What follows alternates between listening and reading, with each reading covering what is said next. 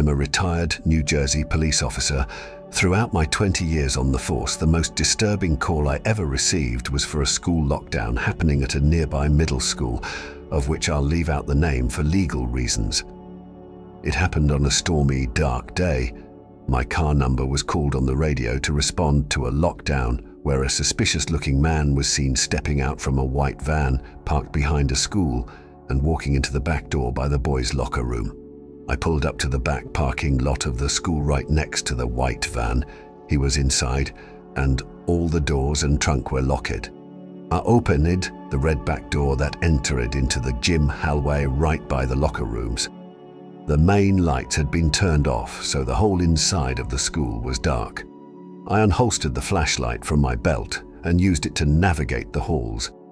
I made it to the lobby of the school where a woman emerged from the front office quietly telling me to check the boys' locker room but to be careful because the person might be armed.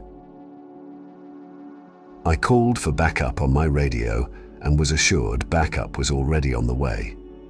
I made it back to the hallway I entered from where I found the boys' locker room right next to the exit. I pushed it open very quietly. There were no windows in the rooms, therefore there was no light whatsoever in that locker room, only the light provided by the flashlight. There was a white noise in the room, some kind of vents on the ceiling blowing air, but even over that, I was hearing faint scratching type noises or little dings on the locker doors from the other side. I was supposed to make my presence as a police officer known, but honestly, I was just too scared. The tension in the room was insane.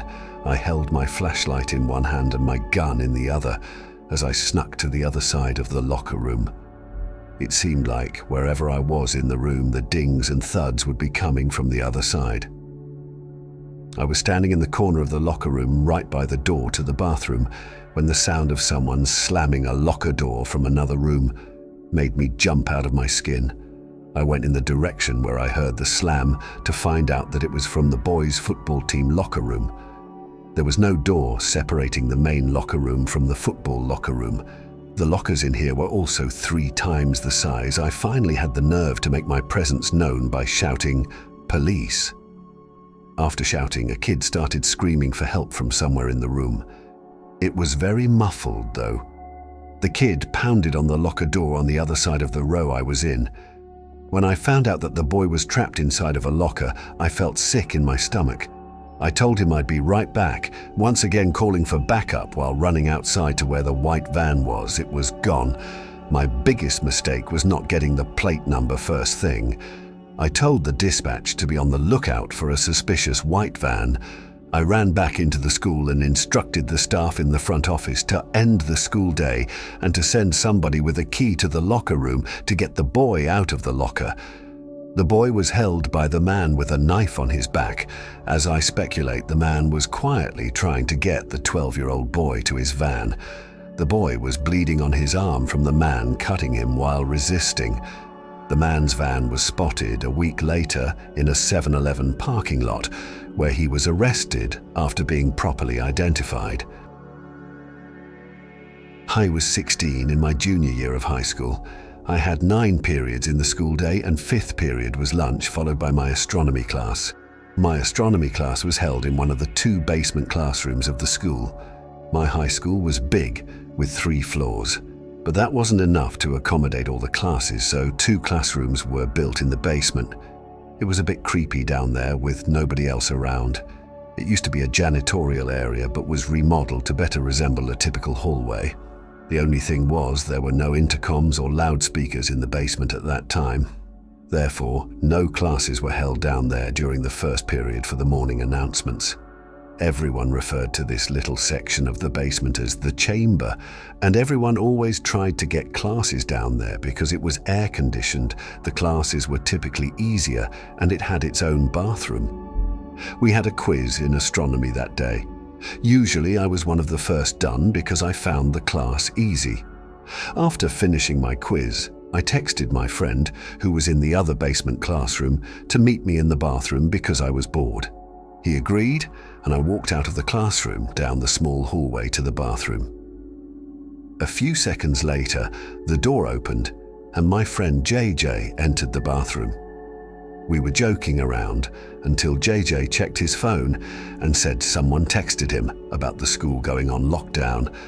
Neither of our teachers saw us leave the classrooms, so we had free range of the school while it was on lockdown. We decided to sneak upstairs and look around the hallways for fun.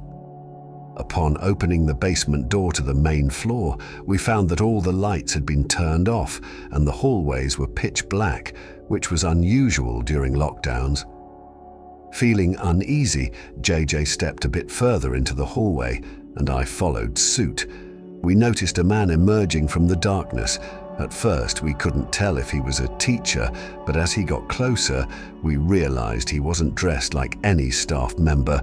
He was dressed like a bum. Deciding to retreat, we hurried back down to the basement. We saw both classrooms had their doors shut and lights off. To avoid making a scene, we hid in the bathroom. We shut the light, and then we both went to hide in the corner stall.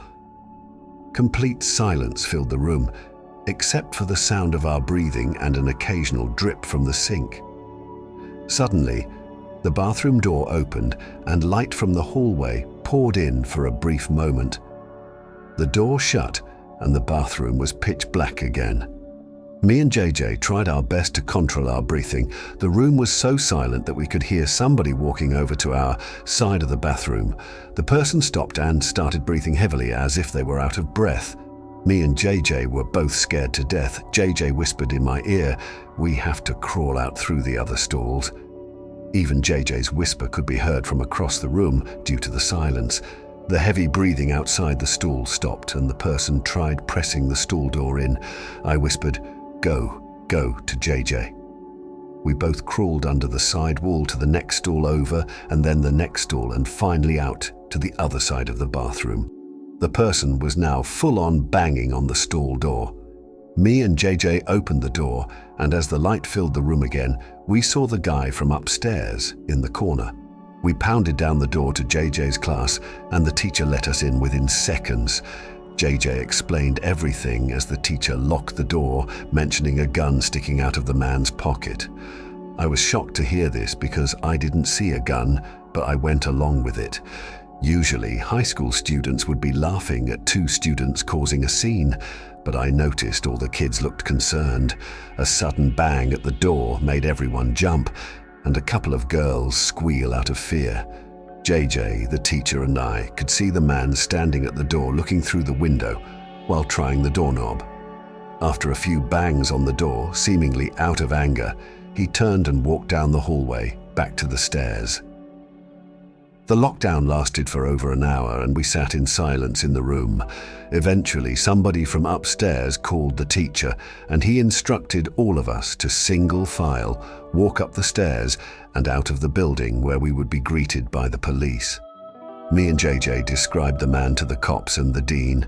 The school installed cameras everywhere and ramped up the security budget after this incident. It never got media attention, so we never found out if the police caught the guy. I'm convinced that man had no other intentions but to kill us than in that bathroom stall. I was staying in a Hampton Inn in New Jersey when I was visiting Rowan University, a college I potentially wanted to attend. My family couldn't come with me, so I was on my own. After attending campus tours, I went to get a bite to eat at a nearby restaurant and then went back to the hotel at around 8 p.m. planning on going back to campus again the next day. About an hour after returning to my room, a strange alarm started going off along with a white light flashing from the corner of the ceiling. A message started looping shortly after as well, saying something along the lines of, "All Hampton guests, please remain in your rooms. This is a lockdown." I'd never heard of a lockdown in a hotel. I never even knew hotels had alarms like this. I found it more interesting and exciting than anything else. Eventually, the sound of the alarm stopped, but the light kept flashing, and every 20 seconds or so, the message would repeat. It was only around 9:30, so I turned on the TV just as background noise while I started changing clothes and brushing my teeth. I shut the lights when I was done and hopped under the covers. I watched TV for half an hour before shutting it off. The light was still flashing with an obnoxious bright white every few seconds. It was definitely going to hinder my sleep. I was starting to consider calling the front desk to ask what was going on when the phone rang. It was someone from the front desk. I was expecting them to tell me something about the alarm and when it would shut off. But instead, the person on the other end spoke in a very concerned voice. She told me to remain calm and walk out the door. I took that opportunity to ask her what exactly was going on. She went on to tell me that there was somebody in the room with me and to get out immediately. I dropped the phone and instinctively started looking around everywhere. Part of me was curious to see if somebody was in fact in the room. I checked under the bed, looked into the empty bathroom, nobody in either spot. Then I noticed the closet door right next to the bathroom. It was one of those closets with a wooden sliding door. It was open just a tiny crack, and through that tiny crack, I could see a person's face. At first, it didn't sink in what I was seeing, but when the door slid shut, that was when I freaked out and ran out the door. The people at the front desk showed me security footage from an hour earlier of some sketchy-looking man walking around the hallways, apparently looking for a certain room. When he got to my door, he opened it with the card he somehow acquired, and that was it. I stayed around as the authorities took the person out in chains. It was a man, of course, on the shorter side, easily 40s. He looked at me as he passed, as if he knew who I was immediately. It's scary thinking back that he may have been watching me for more than an hour from that closet.